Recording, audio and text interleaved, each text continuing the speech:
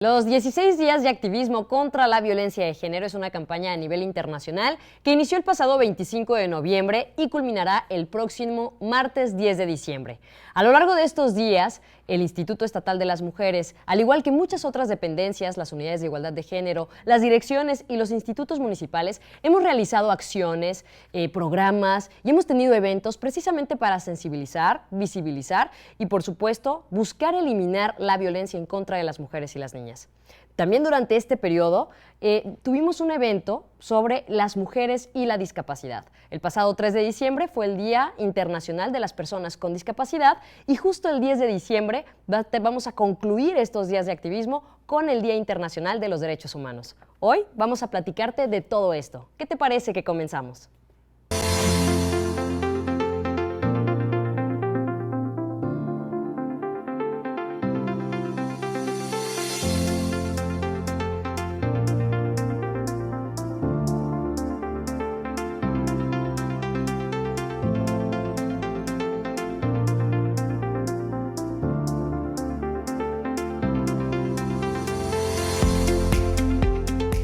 Hablemos de igualdad.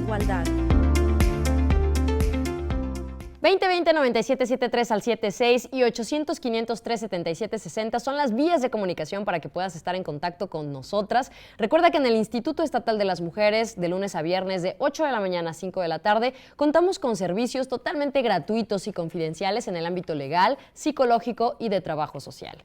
Esto tú únicamente nos puedes escribir a través de las redes sociales, en Facebook, Twitter o Instagram, búscanos como Mujeres NL, o bien puedes acudir a la calle 5 de Mayo, número 525 Oriente en el centro de Monterrey. Nos va a encantar que realmente te acerques y además, si no requieres algún tipo de asesoría o información, pues conoce también toda nuestra oferta de capacitación que tenemos para ti. Y fíjate, hace ratito te comentaba que justo el 10 de diciembre van a culminar estos 16 días de activismo y el Instituto Estatal de las Mujeres lo queremos hacer con una actividad cultural. Estela Leñeros, al igual que Tere Medellín, es directora y actriz, guionista, van a tener una puesta en escena el próximo martes a partir de las 6 de la tarde. Van a presentar una obra donde van a visibilizar la vida de dos mujeres en dos contextos completamente distintos, una mujer adulta, madura, que es víctima de violencia familiar, y una joven que está viviendo una situación de trata. Esto por una cuestión de usos y costumbres. Esto se va a llevar a cabo en Colegio Civil. La entrada es completamente gratis. No tienes que registrarte. Lo único que tienes que hacer es agendar y acompañarnos el próximo martes 10 de diciembre a partir de las 6 de la tarde. De verdad, esperamos que puedas acompañarnos, al igual que, ver todas las actividades que realizamos a diario en el Instituto Estatal de las Mujeres en nuestras distintas redes sociales.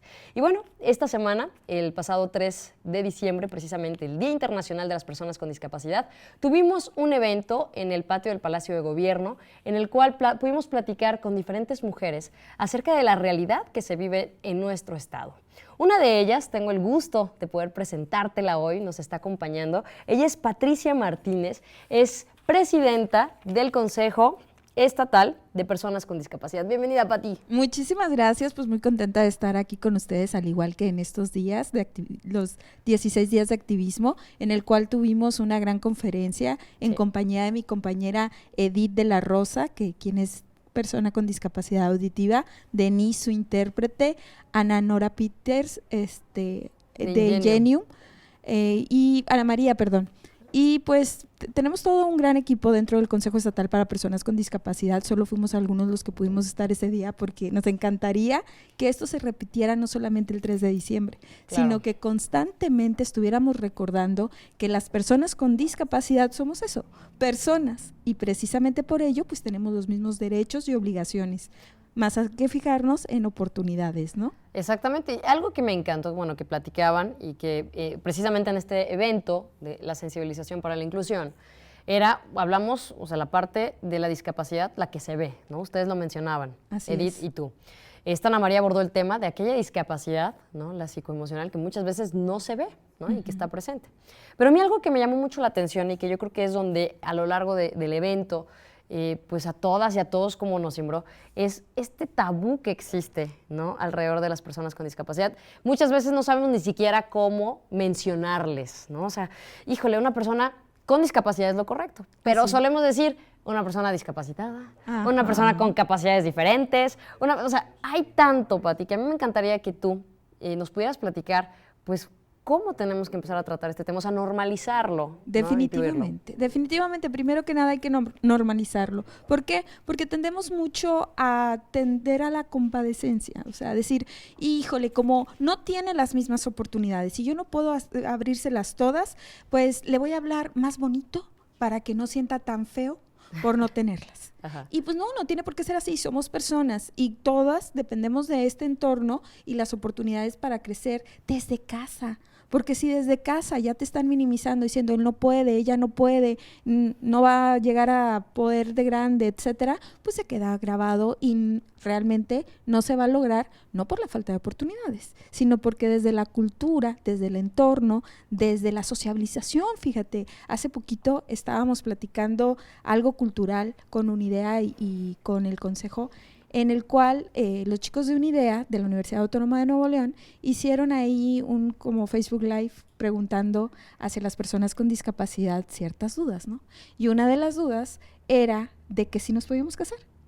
¡Órale! Así es. O sea, algo que, o sea, podemos intuir que eso ya no está dentro de tu esquema, por decirlo. Pues sí, porque loco. este estigma Ajá. que nos ponemos es como hace años estaba la situación de la mujer y que a la fecha seguimos luchando, ¿no? Claro. Nació mujer, nació para estar en la casa, no va a poder estudiar, no va a poder trabajar, solo va a poder tener hijos y si no los tiene, pues ni mujer fue. Así Entonces, todos esos tipos de estigmas también se están albergando en la concepción de la persona con discapacidad. No pueden estudiar, digamos, una persona con discapacidad auditiva. Pues como si no le dices en su idioma, para poder estar en equidad de condiciones con los demás que son oyentes, ¿cómo quieres que aprenda? Claro. Va a estar rezagado mucho tiempo. Ujú. O si no le brindas las herramientas, por ejemplo, si mi escuela, yo que tengo discapacidad motriz, estuviera en alto nivel, con muchas escaleras, pues no es que no aprenda, es que cómo llego a mi salón. ¿Cómo sacrifico la seguridad y la salud tanto de casa, de mi mamá, de mi papá, como de mis compañeros o inclusive maestros, por eso les da un poco de miedo, cuando el deber ser es que exista un diseño universal, existan las herramientas para que nosotros podamos ser autónomos desde la cultura en casa para tratarnos por igual y sabiendo, sí, claro, las herramientas que necesitamos para ponernos en equidad. Pues esto que comentas, haz cuenta que me viene como sí es cierto, o sea, si de por sí hablamos, ¿no? Que las ciudades no están diseñadas para las y los peatones. Así es. O sea, hoy vemos nuestras banquetas y pues ni para peatones y mucho menos para personas con discapacidad. Es decir, esta es una cuestión, como bien dices, cultural, pero al mismo tiempo sistémica. Así es. Es como que de hecho, transversal. Tiene que ver muchas cosas y si desde casa no las podemos visualizar y podemos enfrentarnos a decir, bueno, esto sí puedo, voy a agarrar el toro por los cuernos, desde el hecho de decirme y dignificarme como persona y no minimizarme o maximizarme, porque luego, wow, cállate, llegamos a un edificio que no hay elevador y tienes que ir al 5º piso y claro, pues te ven, pues tú tienes capacidades especiales, ¿verdad? Tú puedes volar. Claro que no. Claro, claro.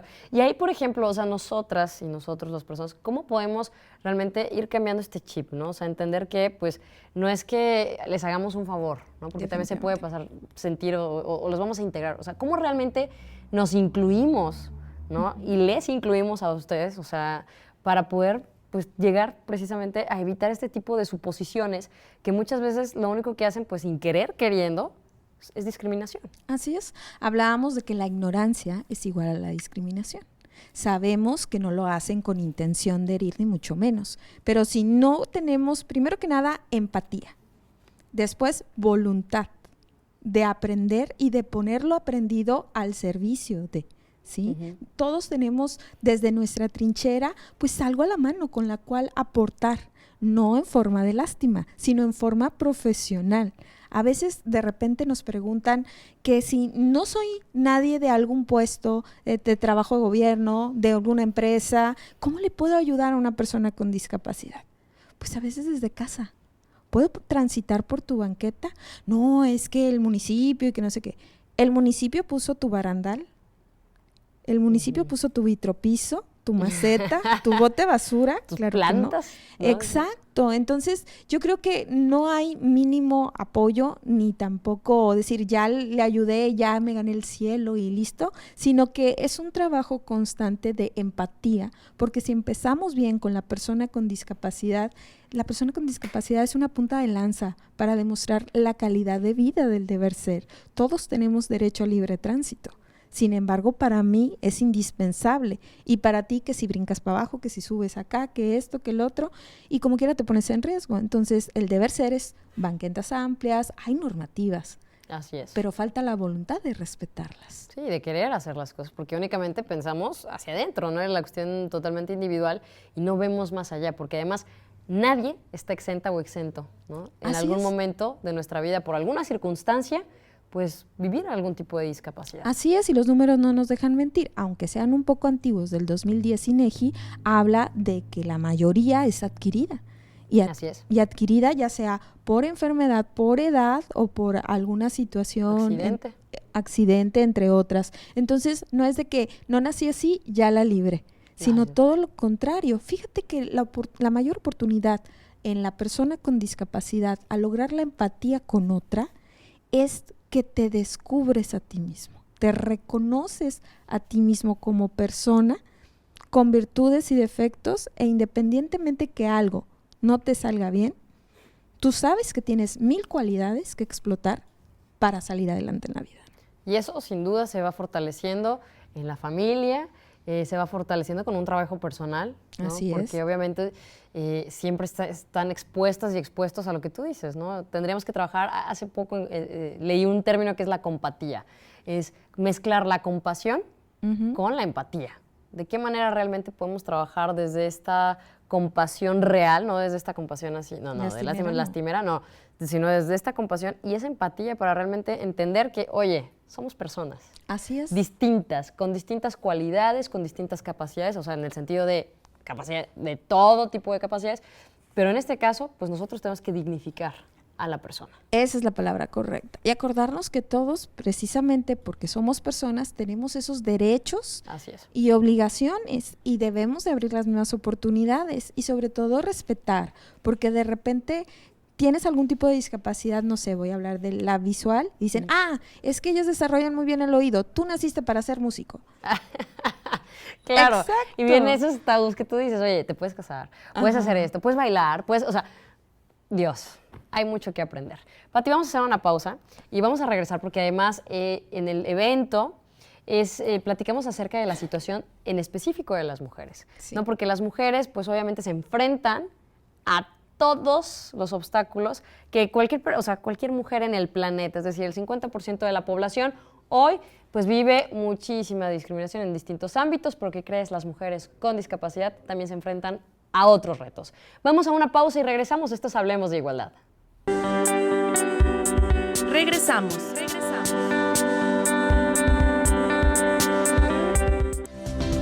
Continuamos.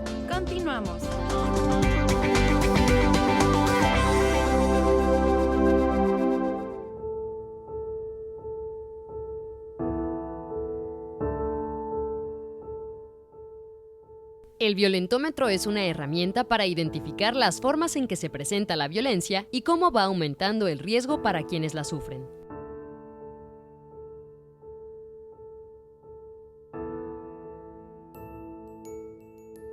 Detengamos su avance.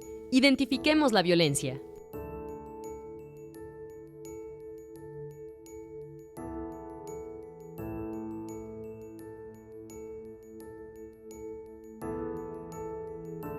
Uno.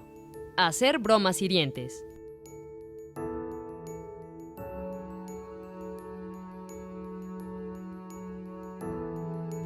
2. Chantajear.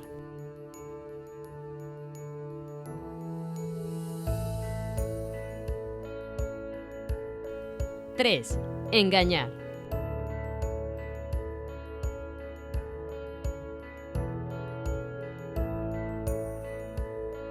4. Mentir.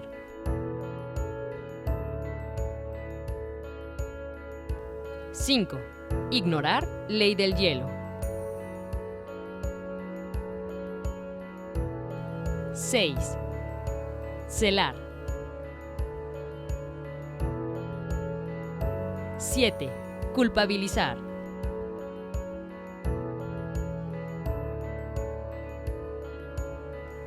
8.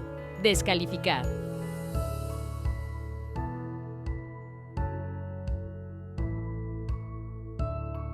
9. Ofender. 10. Ridiculizar.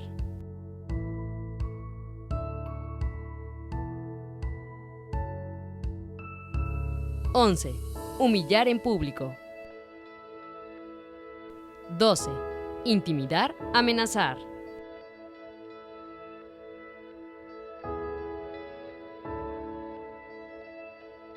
13. Controlar, prohibir, celular, redes sociales, etc. 14. Controlar, prohibir, familiares, amistades, dinero.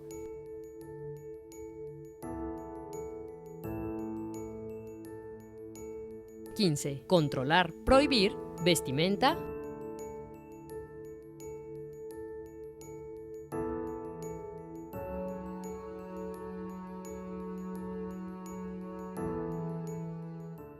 10. Y bueno, justo una de las herramientas que en el Instituto Estatal de las Mujeres trabajamos es precisamente el violentómetro. Y en el evento del pasado 3 de diciembre presentamos el violentómetro en lengua de señas mexicanas. A quien usted acaba de ver es a Edith de la Rosa, quien precisamente también fue una de las panelistas en este evento en el cual pues buscamos y hablamos, sobre todo reflexionamos sobre la situación que las mujeres con discapacidad enfrentan aquí en nuestro estado. Pati, tú comentabas ese día que de las 291,000 personas que existen con discapacidad en Nuevo León, el 54.1% son mujeres. Cuéntanos cuáles son esos retos a los que se enfrentan. Pues imagínate, si como mujeres ya nos enfrentamos el día a día ante retos y estigmas que todavía no se terminan de liberar, ahora con una discapacidad es una doble vulnerabilidad. Híjole. Naciste mujer, naciste con discapacidad, imagínate, indígena, triple. Sí. Entonces, ¿cómo estos estigmas nos van y nos van y nos van apachurrando cuando debería de ser todo lo contrario? Existe ahorita la suficiente información, el que no se quiere informar pues es porque no quiere, sino porque ahí está y estos estigmas se tienen que ir borrando poco a poco. De hecho, recientemente vi sobre un equipo de fútbol que se estaba burlando de la canción sobre... Sí, lo de las tesis de los chilenos, este himno chileno de performance, ¿no? Así es, y se decía, ¿sabes qué? El castigo no debe de ser que pida disculpas y se acabó, sino que pida disculpas y se le capacite a todo el equipo del por qué se está diciendo lo que se está diciendo. Entonces, es eso, necesitamos cultivarnos entre nosotros mismos, que tú tengas empatía, que tú tengas la voluntad, que tú te informes y pongas de tu parte para tu entorno estar compartiendo el por qué dignificarnos, que siendo mujer, teniendo discapacidad, no tenemos por qué estar aisladas en casa o de repente como quiera sufrimos alguna vulnerabilidad, porque por ejemplo una mujer con discapacidad auditiva, pues para poder compartirlo tiene que ser en su idioma, para poder denunciarlo tiene que ser en su idioma.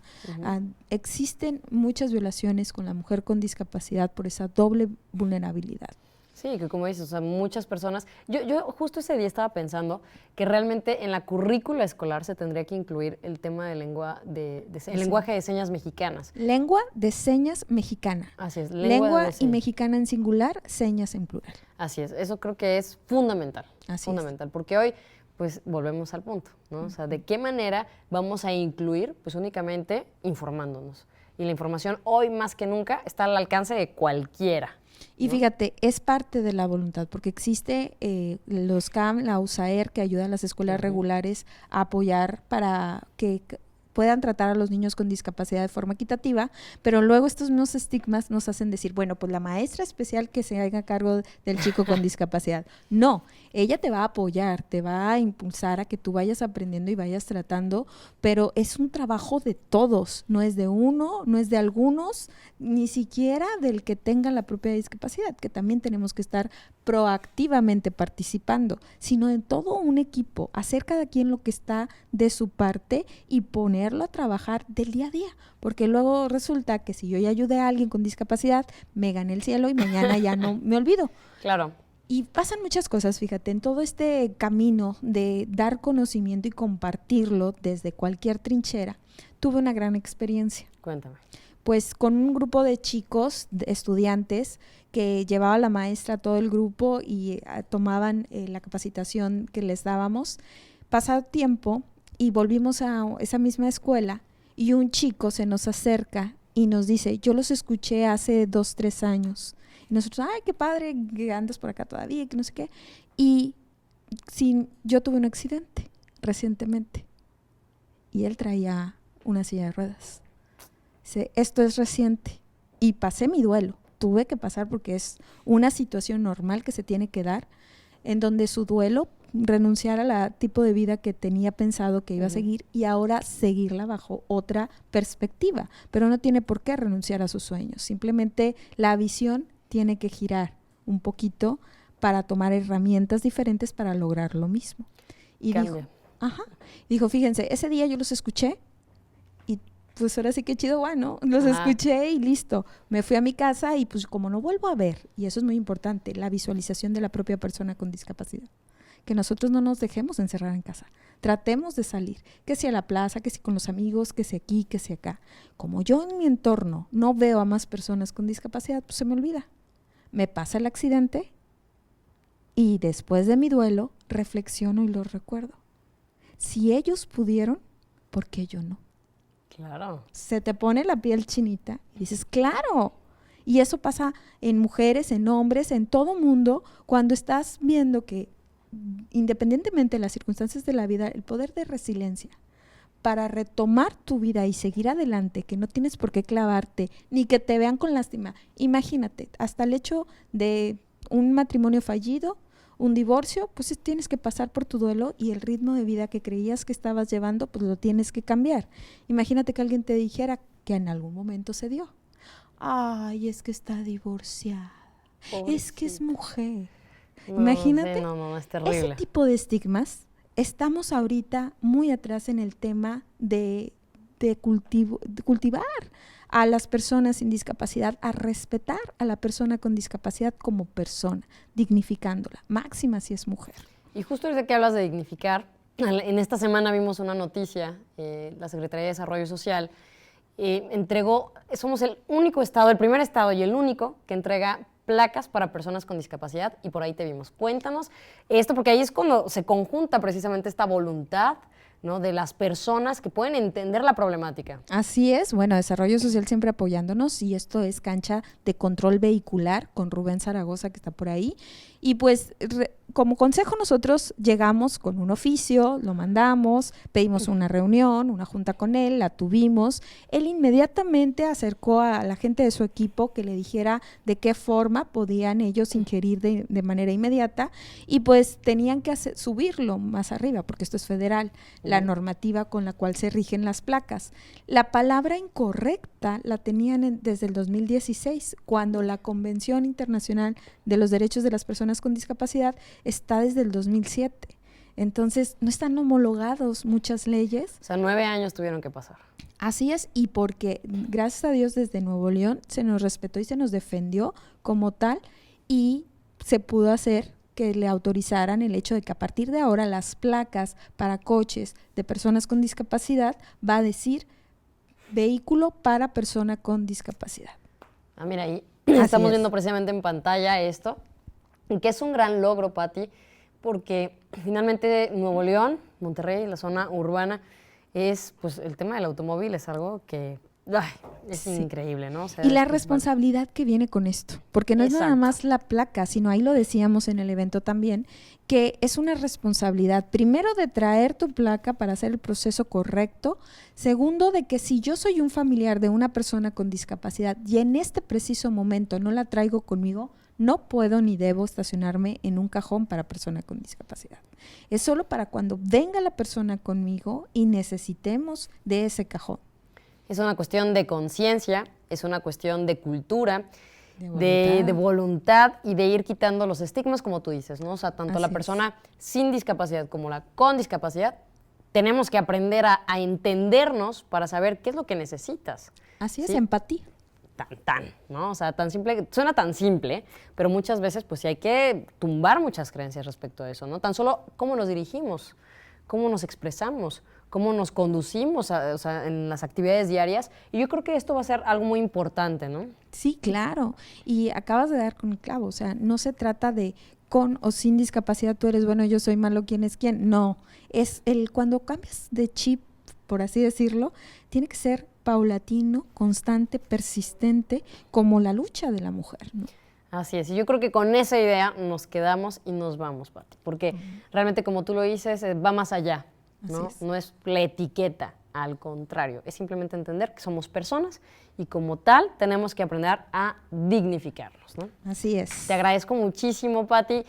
Seguimos tu trabajo muy de cerca desde el Consejo Estatal para las Personas con Discapacidad. Y bueno, ya con este avance, pues también invitamos a las personas a que se acerquen, que no se aíslen precisamente, que busquen estas alternativas y estas herramientas que desde el gobierno estatal pues están trabajando. Muchísimas gracias, Pati. Gracias a ustedes. Y por ahí está nuestro Facebook, nuestras redes sociales. ¿Cómo te buscamos? Consejo Ciudadano PCDNL, que es el Facebook, y el Gmail es consejo PCD, que es persona con discapacidad, nl@gmail.com. Muy bien, bueno, pues ahí ahorita los van a ver en pantalla, sino también en nuestras redes sociales vamos a estarlo compartiendo.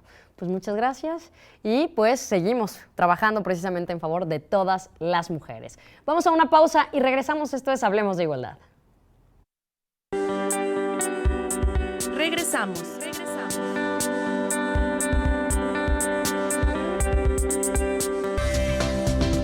Continuamos. ¿Quién debería de hacer las pruebas del VIH?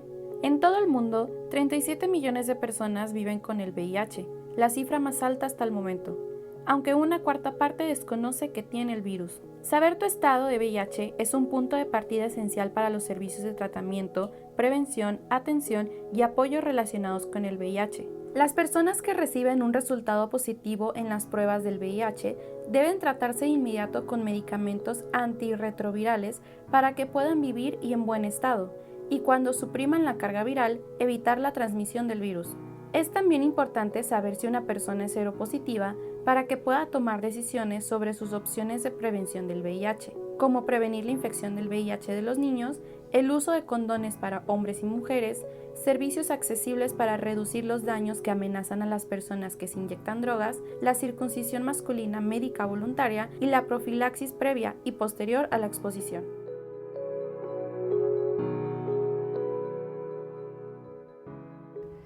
Y bueno, precisamente el 1 de diciembre es el Día Internacional del VIH y es una situación que pues sigue existiendo en nuestra sociedad, que a veces no se habla, solamente cuando son estos días, estas efemérides que nos acordamos que existe esta problemática, pero déjame decirte que las estadísticas son bastante alarmantes. Tan solo el 90% de las mujeres que son contagiadas tiene que ver por su pareja estable. Y hay otro dato muy importante, resulta que ahora no solamente las jóvenes son quienes contraen el virus de inmunodeficiencia humana, sino también las mujeres adultas. Es decir, estamos rompiendo con esta creencia de que las mujeres adultas mayores, pues no ejercen su sexualidad.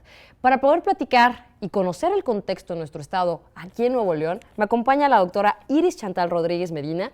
Ella es coordinadora de prevención, consejería, detección y seguimiento de casos de VIH, SIDA y enfermedades de transmisión sexual de la Secretaría de Salud. Bienvenida, Chantal, ¿cómo estás? Hola, muchas gracias por la invitación.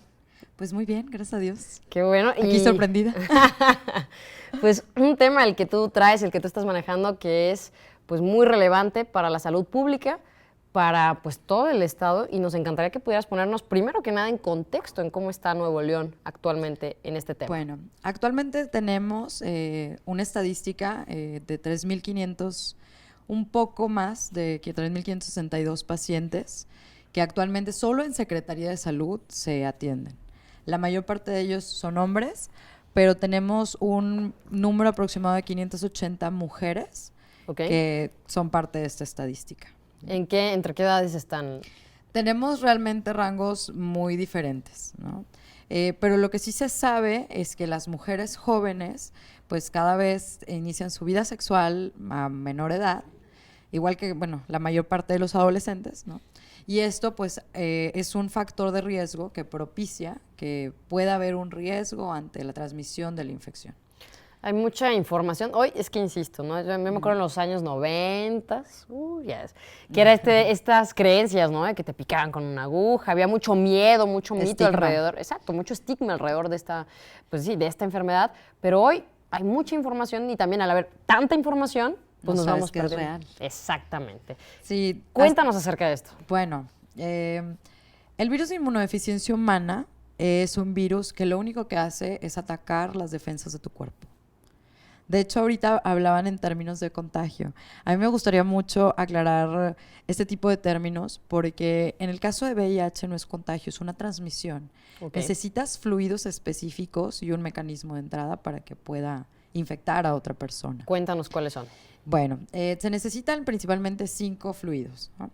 El fluido preeyaculatorio, el semen, el fluido vaginal, la sangre y la leche materna.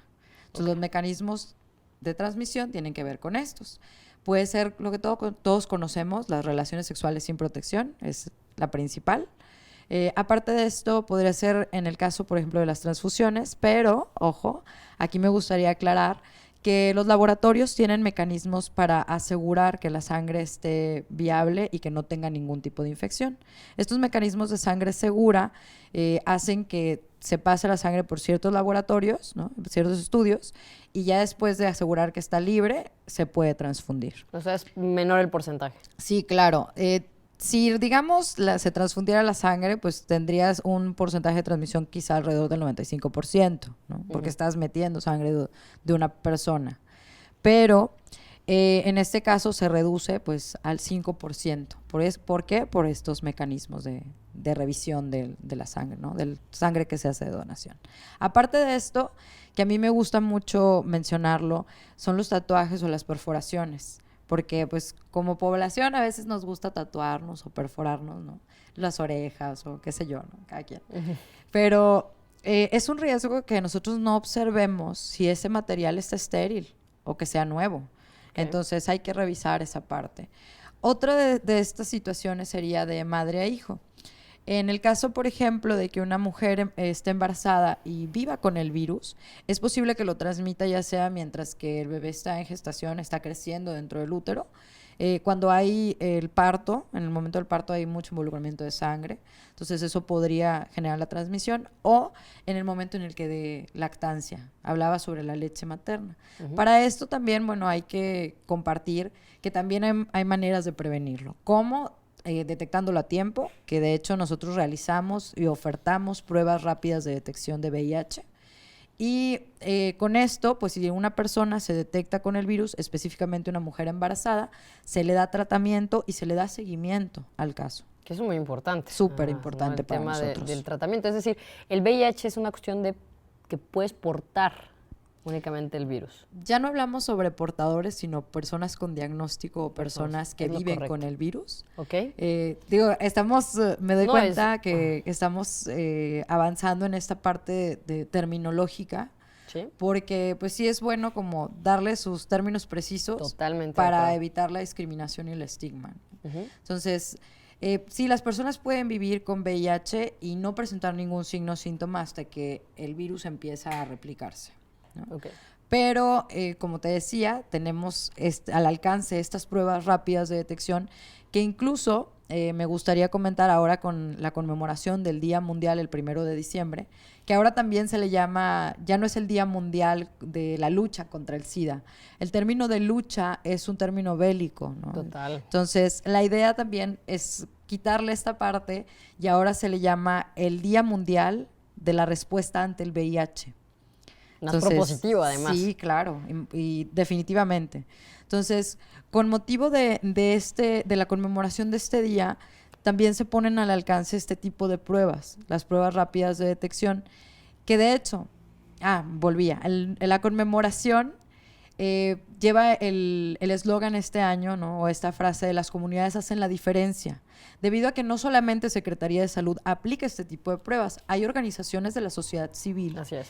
que o consiguen de alguna manera los medios para poder comprar este tipo de pruebas y ofertarlas incluso en lugares donde el personal de salud no puede llegar, Nosotros tenemos horarios de 8, 4, 5 de la tarde, ¿no? Durante el día.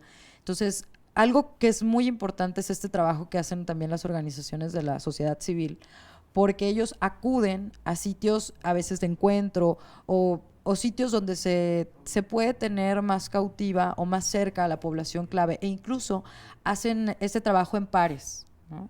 Que es algo muy importante. El trabajo ¿Cómo en es pares esto? es muy interesante. Es decir, no es lo mismo que yo como mujer heterosexual llegue con un hombre, o incluso un hombre hetero o un hombre gay, y oye, ¿sabes qué? Quiero ofertarte la prueba, fíjate, yo te puedo platicar, pero quizá esta barrera entre el género o a veces la edad, ¿no? La cuestión cultural. Así es, o sea, puede ser una barrera. Entonces, el trabajo en pares se identifica porque yo pertenezco a cierto tipo de población, clave o vulnerabilizada, y trabajo con personas que son de mi misma población, ¿no? Entonces, oferto las pruebas y se ha visto a través de diferentes estudios o diferentes dinámicas que el trabajo en pares ayuda mucho. Y algo que es cierto es que las personas de estas organizaciones de la sociedad civil muchas veces son pares. Claro. Entonces ellos pueden llegar en ocasiones mucho más cerca y pueden ofertar las pruebas en poblaciones en las que se requiere, ¿no? Es decir, son grandes aliadas Claro, y aliados de ustedes. definitivamente. Porque sin duda, como digo, ahorita lo veíamos con el tema de las personas con discapacidad, en este tema de las personas con diagnóstico, pues también hay estigmas terribles, ¿no? Es una situación que cambia la vida, me imagino, de una persona con este diagnóstico. Sí, aquí yo creo que lo importante es, primero, se puede vivir con el virus. Siempre tener claro que se puede vivir con el virus, puedes vivir bien, puedes vivir esto que todos decimos una vida normal, pero pues yo me pregunto qué es una vida normal, ¿no? Pero sí una vida sana. Entonces, en pro a esto, yo creo que es educar a las personas y en general a la población, primero sobre el virus, que el virus no mata, como dicen algunos de los eslogans que utiliza la federación, ¿no? Pues lo que mata es el miedo. Claro, Entonces, y la el miedo, el ignorancia. estigma, exacto. Entonces, nosotros ofertamos las pruebas, están al alcance de todos, y pues aquí ya nada más sería tratar de dejar este mensaje en la población de es seguro hacerte las pruebas, es confidencial, es voluntario. Entonces, es un medio en el que nosotros podemos acercarlas, y también a lo mejor, pues, si tú no tienes tiempo, quizá, no sé, en el trabajo, ¿no? Porque trabajas también de día y no puedes acudir, y a lo mejor no sabes dónde están las organizaciones de la sociedad civil, pues a veces se hace también trabajo en conjunto con empresas. Entonces, la idea es acercarlas a la población para que se pueda hacer un diagnóstico. Y también, de alguna manera, limitar estas barreras que tenemos, ya sea culturales, sociales, ¿no? Para poder llegar a dar un diagnóstico oportuno a la persona que está viviendo con VIH. Una mujer que con VIH puede tener hijos. Sí, sí puede. Porque eso es ahorita algo que... Sí. Fíjate que esta semana nos llegó un caso, ¿no? Así platicando y demás, y era un mito, es que son parte de los mitos, ¿no? Ahorita que tú dices uno de los fluidos es el tema de la leche materna, pues, y dices que, bueno, hay que ir educándonos, sí puede. O sea, sí puede. De hecho, hay estudios que dicen que se han seguido a parejas serodiscordantes. Esto quiere decir que una de la persona tiene el virus y la otra no. Y han tenido relaciones sexuales sin protección y no han transmitido el virus. Han tenido niños libres del virus. Esto se logra a través de que la persona que vive con el virus se adapta a su tratamiento y no lo deja. Ya. Se empodera. Eso es así como quiero verlo, ¿no? Y de eso también se trata, de empoderar a las personas que quizá tienen miedo, que no saben que viven con el virus, a que se acerquen y se hagan la prueba. Y a las que ya se han diagnosticado, a darles este mensaje positivo de se puede vivir con el virus, una esperanza de vida básica de entre 40 y 45 años, teniendo una vida sana, se puede. Okay. Puedes tener una vida, normal. Ajá. Puedes Funcional, tener, por decirlo, claro, ¿no? puedes tener una familia, puedes tener hijos. Entonces, no debería de ser la ignorancia o el estigma ante el virus, ¿no? Un motivo para que no te acerques a si tienes esa duda, ¿no? Así es. Pero yo creo que nos ampliaste bastante el tema, sobre todo pues quitarnos estas ideas que muchas veces tenemos, y en el caso particular de las mujeres, que sabemos que, pues bueno, ¿no? Durante esta semana estuvimos viendo estas estadísticas, ¿no? Que como ahorita tú nos decías, oye, sí no solamente es el contagio, ¿no? O sea, es la cuestión de que se porta, pues tumbarlas, ¿no? Y decir, ¿sabes qué? Claro. Sea cual sea tu situación, puedes vivir de manera bien. Se puede transmitir el virus, pero podemos evitar que se transmita el virus. Eso es un hecho. Y además, algo clave que dijiste fue el seguimiento. Es Sí. decir, si ya tienes este diagnóstico, pues hay que seguir el tratamiento, ¿no? Para poder tener una vida de calidad. De hecho, aquí también lo importante es, yo creo que siempre tener este objetivo de estar mejor. Yo creo que eso es lo más importante. Eso es una parte. Y la otra es, si no tienes suficiente conocimiento, preguntar. O sea, habemos personas en los servicios de salud que realmente nosotros nos gusta y estamos comprometidos con nuestro trabajo. Y si algo no entiendes, puedes llamarnos a la oficina, puedes preguntar y con todo gusto nosotros vamos a tratar de resolver todas las dudas que tengas. Pues ya quedó. Sí, Ya te vamos claro. además te vamos a tomar la palabra. Sí, claro. Usted que nos está viendo y vio el programa de Hablemos de Igualdad, ya yo vi a la doctora Chantal Rodríguez y pues de una u otra forma ella te va a resolver las dudas. Te agradecemos muchísimo. de No, verdad. gracias a ti por la oportunidad. No, pues muchas gracias y ya lo sabes, el horario es lunes a viernes de 8 a 4 de la tarde. Así es. Y las pruebas son todo el año, no solamente en diciembre, no solamente en el Día Mundial de la Respuesta ante el VIH. ante el VIH, ¿no? Sino al contrario, no tengas miedo, atrévete a hacerla y pues hay que prevenir. Por lo pronto, vamos a una pausa y regresamos. Gracias. Regresamos.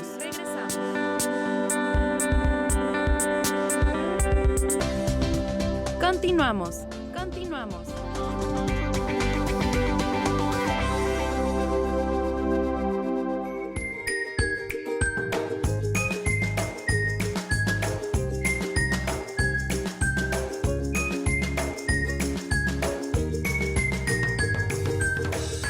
¿Me puedes mencionar si conoces alguno de los derechos humanos? Claro que sí. Tenemos derecho a tener una familia y una identidad. Hola, buen día. ¿Conoces alguno de los derechos humanos? No. A la justicia. ¿Conoces los derechos humanos? Algunos. ¿Me podrías mencionar uno? El derecho a la educación. Excelente. Hola, ¿me puedes decir si conoces alguno de los derechos humanos? Sí. ¿Alguno que se te venga a la mente? Al trabajo. ¿Lo puedes mostrar? Vamos a ver. A la vivienda. Perdón. Hola, disculpa, ¿conoces los derechos humanos? Claro que sí. ¿Me podrías mencionar uno? Derecho a la libertad. Excelente. Al libre tránsito. A la salud. Excelente. Hola, disculpa, ¿conoces los derechos humanos? Sí, algunos. Algunos, ¿me podrías mencionar uno? El derecho a la libertad de expresión, sí, ahí está. Excelente. ¿Me puedes ayudar con un papelito? Agarra cualquiera y lo vas a leer a la cámara. A la seguridad. Excelente. ¿Lo puedes mostrar a la cámara? Muy bien. Hola, ¿conoces tus derechos? No. ¿Me podrías ayudar con un papelito? Sí, está bien. A vivir libres de violencia y discriminación. Y justo una de nuestras obligaciones como ciudadanas y ciudadanos es conocer nuestros derechos. Muchas veces pues se violan estos derechos porque no tenemos el conocimiento y es importante que realmente estemos conscientes que todo derecho también conlleva una obligación. Para poder platicar acerca de nuestros derechos humanos y sobre todo que acuérdate, estos 16 días de activismo concluyen el 10 de diciembre, es decir, el Día Internacional de los Derechos Humanos, pues bueno, vamos a tener varias actividades y queremos platicar precisamente con el licenciado Alberto Rebolledo Ponce, el del Instituto de Derechos Humanos de la Comisión Estatal de Derechos Humanos, con quien vamos a platicar acerca de, en especial, sobre todo en este último que comentaba el chavo, ¿no? El derecho a la no discriminación y violencia, y vamos a abordar el tema de los derechos de las mujeres. ¿Cómo está? Qué gusto verle. Muchas gracias, afortunadamente muy bien. Muchas gracias por la invitación. Oiga, pues cuéntenos acerca precisamente de estos derechos, digo, que sabemos que abarcan, ¿no? Hombres, mujeres, en todos los contextos y demás, pero en el caso de las mujeres en particular, platíquenos. Claro que sí. Bueno, el tema es un tema por demás interesante, actual. Vivimos en una sociedad en donde todavía hay mucho trabajo que hacer. relacionado precisamente con el respeto de los derechos de las mujeres. Y bueno, pues hay que reconocer, o hay que empezar por reconocer precisamente que relacionado con los derechos humanos, bueno, las mujeres tienen, por supuesto, todos los derechos humanos, el derecho a la vida, el derecho a la integridad personal, el derecho de acceso a la justicia, de seguridad jurídica, desde luego, pero hay dos temas interesantes relacionados precisamente con los derechos de las mujeres, que son el derecho a la igualdad y no discriminación, por supuesto, y el derecho a vivir una vida libre de violencia. Alrededor de estos dos temas que acabo de mencionar, evidentemente se despliegan una gran cantidad de asuntos y de acciones, pues que es importante atender y tomar en cuenta. Así es, y que como hoy lo vemos, lamentablemente todos los días en las noticias y demás, pues estos derechos, realmente hay muchos retos, ¿no? Desde todas las canchas, desde la cancha familiar, cultural, académica, gubernamental, para precisamente garantizar esos derechos para las mujeres y las niñas. Exactamente. Sin embargo, bueno, entiendo que el tiempo no nos daría para hablar de todos estos aspectos, pero creo que una de las cosas que hay que destacar precisamente es el derecho de acceso a la justicia. Creo que en estos días, en los medios de comunicación, se ha destacado precisamente algunos casos, uno en particular, que tiene que ver con el derecho a la justicia y el derecho a la vida particularmente. En este respecto, quisiera también señalar que existen, sin embargo, grupos que se encuentran en una particular situación de vulnerabilidad, y eso agrava aún más esta situación que estamos comentando. Algunos de esos grupos, por supuesto, son las mujeres que tienen una condición de discapacidad o que son adultas mayores, o las niñas, por supuesto. Entonces aquí tenemos una situación que aún hace más grave la situación que viven las mujeres, y que desde luego pues tiene que atenderse desde acciones concretas de las autoridades, políticas públicas, leyes que en realidad puedan atender las diversas problemáticas que se da para este grupo de la población. Eso que usted dice, el acceso a la justicia es fundamental, ¿no? Pero también es parte, insisto, de nuestro deber ciudadano, de como ciudadanos y ciudadanas, estar informados, ¿no? El hecho de decir, muchas veces ni sabemos, ¿no?, qué derechos son los que, pues, a los que tenemos acceso, y cómo este desconocimiento es el que a veces hace que omitamos, ¿no?, el hecho de poder denunciar, el hecho de poder exigir que realmente se haga algo para favorecernos. Exactamente. De hecho, este tema aprovecho para comentar algunas de las funciones que lleva a cabo la Comisión Estatal de Derechos Humanos y que tienen que ver precisamente con este tema, y que se refieren a la orientación y al acompañamiento que la Comisión Estatal tiene como parte de sus atribuciones para las personas que se acercan, particularmente para los grupos en situación de vulnerabilidad. Es verdad, muchas veces las personas no tienen idea de con quién acudir, con qué autoridad, cómo interponer una denuncia, una queja, y si bien es cierto que en ocasiones no hablamos de asuntos competencia de la Comisión Estatal de Derechos Humanos, como sería la denuncia de un delito, que eso corresponde a las autoridades de Procuración de Justicia. Bueno, la comisión de todas formas atiende los casos, orienta a las personas, se les dice dónde deben presentar sus denuncias, inclusive se les acompaña, se les enlaza con las autoridades correspondientes, precisamente para que esos casos puedan ser atendidos oportunamente y no tengan un desenlace que podamos lamentar posteriormente, ¿no? Exacto, ese tema de la cultura de la denuncia es fundamental, ¿no? Y a través de ustedes, precisamente la Comisión Estatal de Derechos Humanos, pues es un excelente espacio, un espacio seguro, en donde realmente pues esa es su función, ¿no? Exactamente. Y bueno, en la comisión también existe un centro de atención a víctimas.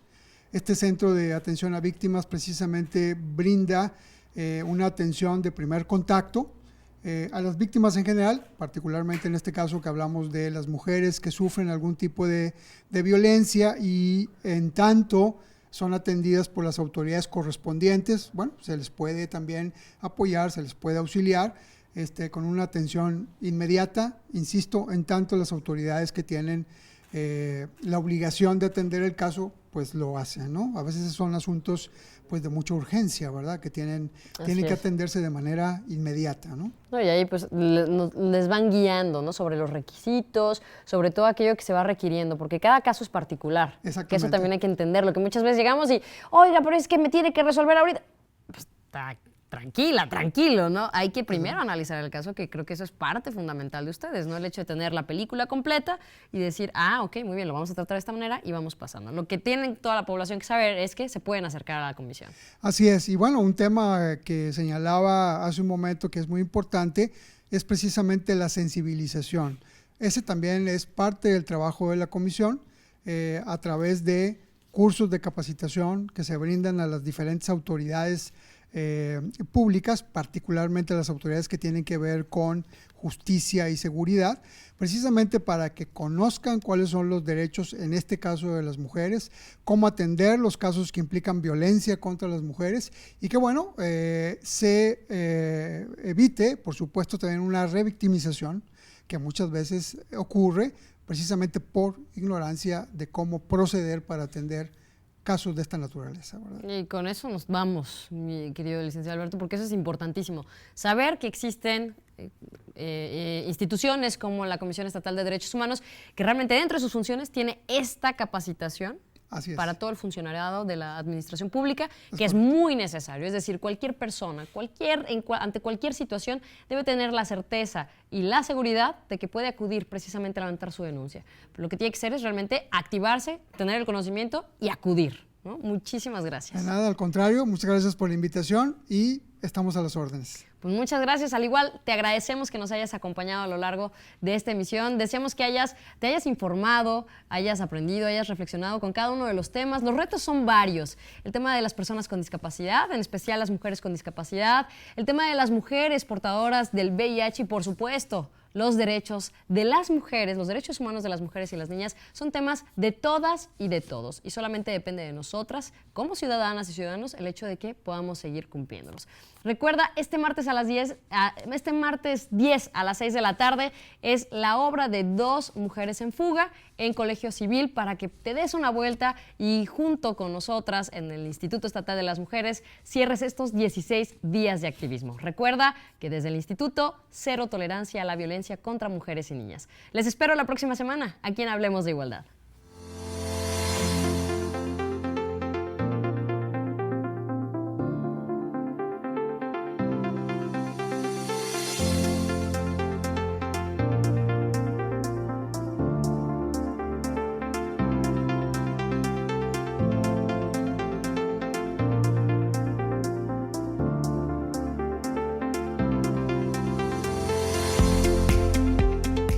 Hablemos de igualdad.